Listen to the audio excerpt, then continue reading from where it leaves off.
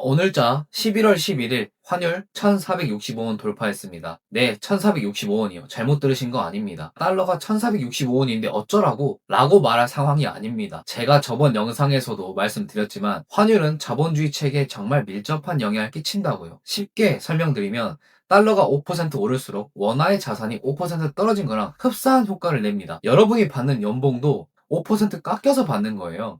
지금 달러가 미친 듯이 뛰고 있고 2008년 금융위기 때 가격이랑 비슷해지고 있거든요. 이제 멈춰줘야 돼. 오늘 영상에서는 왜 이런 일이 벌어지고 있는 건지, 주식시장은 어떤 상황인지, 무엇을 해야 내 돈을 지킬 수 있는 건지 딱 정리해 드릴게요. 원화 베이스로 살고 계시다면 적어도 이 영상만큼은 끝까지 보세요. 지금 나가면 진짜 후회합니다. 요즘 달러가 좀 이상하다고 느끼시는 분들 많죠. 근데 사실 달러가 이상한 게 아니라 원화가 조금 비정상적인 상태일 수 있습니다. 이 부분을 하나하나씩 차근차근 풀어드릴게요. 우리가 먼저 알아야 할 지표가 있습니다. 바로 달러 인덱스라고 하는 지표예요. 이걸 너무 어렵게 생각하실 필요 없습니다. 쉽게 말하면 달러가 다른 주요 통화들에 비해서 얼마나 강한지를 보여주는 지표라고 보시면 돼요. 즉, 달러의 상대적인 힘을 숫자로 표현한 거죠. 달러 인덱스의 기준값은 100입니다.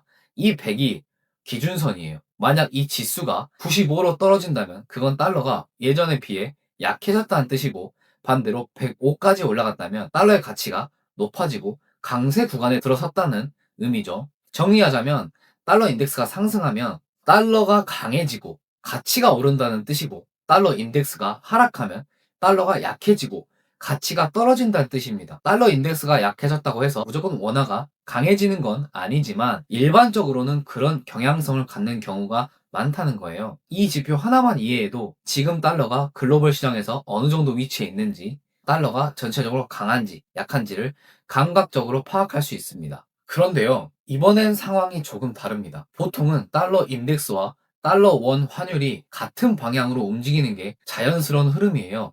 달러 인덱스가 내려가면 달러가 약해진다는 뜻이니 달러의 가격도 같이 내려가는 게 일반적인 시장의 반응이에요. 그런데 지금은 완전히 반대 상황이 벌어지고 있습니다. 차트를 보면 달러 인덱스는 계속 100 아래 구간, 즉 달러가 전반적으로 약한 상태를 보여주고 있어요. 글로벌 기준으로 보면 달러는 그렇게 강한 통화가 아닙니다. 그런데 이상하게도 달러 원 환율은 오히려 치솟고 있습니다. 다시 말해서 세계적으로는 달러가 약한데 우리나라에서는 달러가 유독 강세를 보이고 있는 좀 이상한 상황이 펼쳐지고 있는 거예요. 이건 단순히 환율 시장의 변동성이나 일시적인 수급 문제로 설명하기 어렵습니다. 이런 흐름이 나타난다는 건 한국 경제 내부에 원화 쪽에 문제가 생겼다는 신호로 해석할 수 있습니다. 달러가 강해서 오른 게 아니라 원화의 힘이 빠지면서 달러가 상대적으로 강해 보이는 상황인 거죠. 근데 이 상황이 굉장히 어려운 상황인 건 맞아요. 지금 달러 인덱스와 반대로 움직이는 가장 핵심적인 이유는 바로 금리 차인데요. 미국의 기준금리는 4%, 반면 한국은 2.5% 수준입니다. 금리는 쉽게 말해서 돈의 가격이에요. 미국의 돈값이 더 비싸고 한국의 돈값은 상대적으로 더 싼 상태인 거죠. 여기서 꼭 짚고 넘어가야 할 문제가 하나 있습니다. 한국은 기축통화국이 아니다는 겁니다. 달러처럼 전 세계가 신뢰하고 찾아 쓰는 돈이 아니기 때문에 기본적으로 미국보다 금리를 더 높게 유지하거나 비슷하게 유지해야 외국 자금이 머물고 환율이 안정됩니다. 실제로 2021년까지만 해도 그 밸런스가 어느 정도는 유지되고 있었습니다. 하지만 2022년부터 상황이 급변했죠. 미국이 인플레이션을 잡기 위해서 공격적으로 금리를 올리던 시점 기억하실 겁니다.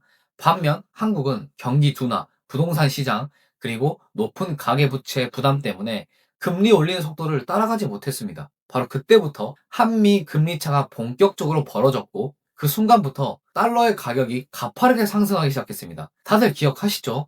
그때부터 1,400원을 한 번씩 터치하고 그랬어요. 그리고 그 흐름이 지금까지도 구조적으로 이어지고 있는 겁니다. 금리를 올려야 되는데 금리를 올리지 않는다고 이슈가 많이 됐던 걸로 저도 기억합니다. 미국과의 금리 차가 왜 그렇게 중요하냐면 이유는 아주 간단합니다. 돈은 수익이 높은 곳으로 흐릅니다. 해외 투자자 입장에서 보면 한국 2.5% vs 미국 4%라면 당연히 달러 자산이 더 매력적으로 보입니다. 게다가 달러는 기축통화라는 안정성까지 있죠. 그러니 자금이 미국 쪽으로 빠져나가고 그 과정에서 달러를 사들이게 됩니다. 반대로 원화는 팔리면서 수요가 줄죠. 그 결과가 바로 달러 원 환율의 상승, 즉 원화 약세로 이어집니다. 금리 차, 자금 이동, 환율 상승으로 이어지는 전형적인 경로예요. 아니 그러면 미국보다 금리를 더 올리면 되잖아 하실 수도 있는데, 안타깝게도 한국 내부 상황이 금리를 올릴 수 있는 상황이 아니었고 지금도 아닌 것 같습니다. 가계부채 비중이 높고 한국은 또 부동산을 많이 신경 쓰잖아요. 부동산 관련 산업의 비중도 상당히 큽니다. 이런 상황에서 금리를 함부로 올리면 이자 부담이 급증하고 한국 경제가 크게 흔들릴 수 있는 거예요. 그래서 한국은행이 금리를 적극적으로 올리지 못하는 거죠. 이게 결국 금리 차가 좁히기 어렵다. 이건 원화 회복이 더디다는 구조로 이어지고 결과적으로 이 상황이 고착화되고 있습니다. 결국 지금의 환율 상승은 달러가 전 세계적으로 강해서라기보다는 원화가 구조적으로 약해졌기 때문에 벌어지는 현상이라고 보는 게 더 정확한 것 같습니다. 사실 이런 결과는 이미 2022년에 미국과 같은 속도로 금리를 올리지 못했을 때부터 예고된 미래라고 볼 수 있습니다. 이번엔 주식시장 한번 이야기해 볼게요. 요즘 주식시장 좀 이상하지 않으세요? 달러가 저렇게 미친 듯이 오르는데 코스피는 계속 올라가고 있습니다. 원래라면 달러가 강세일 때는 코스피가 약세를 보여야 일반적입니다. 달러가 오른다는 건 외국인 입장에서 원화의 가치가 떨어지고 있다는 뜻이니까 보통은 한국 주식에서 돈을 빼갑니다. 그런데 지금은 반대로 달러가 치솟고 있는데 코스피는 버젓이 상승 중이에요. 물론 겉으로 보면 좋죠. 계좌 수익률이 오르고 분위기도 좋으니까요. 근데 저는 이게 좀 사실 꺼림칙합니다. 좋긴 하지만 좋으면서도 꺼림칙합니다. 왜냐하면 이렇게 고환율 구간에서 주식이 오르는 상황은 언제든지 외국인이 빠져나갈 수 있는 구조이기 때문이에요. 특히 코스피는 외국인 비중이 굉장히 높습니다. 그들이 움직이면 시장 전체가 흔들립니다. 제가 최근 데이터를 봤는데 외국인들이 조금씩 매도세로 돌아가고 있는 것 같긴 하거든요.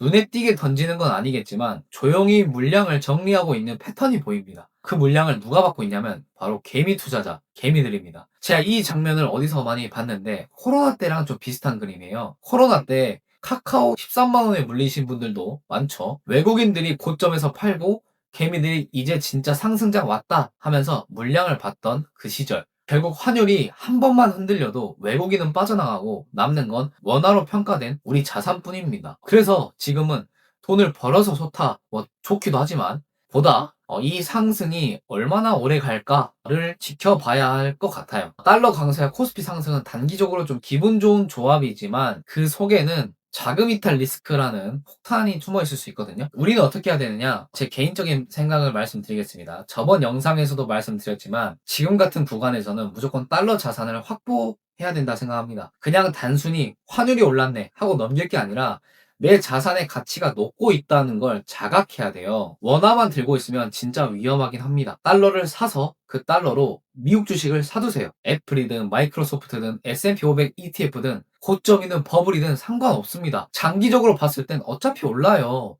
나중에 영상도 다시 찍겠지만 미국 주식으로 단타 치지 말고 포트폴리오 개념으로 두시라는 겁니다. 핵심은 달러로 된 자산을 보유하고 있느냐 아니냐, 이 한 끗 차이가 향후 계좌 상황을 180도 바꿔놓을 겁니다. 우리는 평생 원화 베이스로 살기 때문에 체감이 잘 안 오겠지만 해외에서 보면 원화의 가치는 이미 조용히 꾸준히 떨어지고 있는 중이긴 합니다. 그리고 개인적인 생각이지만 비트코인도 하나의 대안이 될 수 있다 생각합니다. 물론 개 잡코인 같은 그런 거 아닙니다. 투기성 코인 말고 비트코인을 디지털 금처럼 포트폴리오의 일부로 가져가는 전략인 거예요. 단기 조정이 오면 조금씩 분할해서 모아가는 것도 전 좋다고 생각합니다. 결국 제가 하고 싶은 말은 하나입니다. 원화만 쥐고 버티는 건 리스크가 있다 생각하고 달러 자산 아니면 코인 자산으로 분산하는 거는 어느 정도의 방패가 될 수 있거든요. 지금은 수익을 노리는 것도 좋지만 자산의 가치를 지키는 것도 중요하다고 생각합니다. 환율이 1465원이 됐는데 이게 결국 원화의 신뢰도를 보여주는 거거든요. 지금 위기 상황으로 가고 있기는 한 것 같아요. 그래서 지금 바로 좀 움직이셔야 됩니다. 빠르게 움직여야 된다 생각하고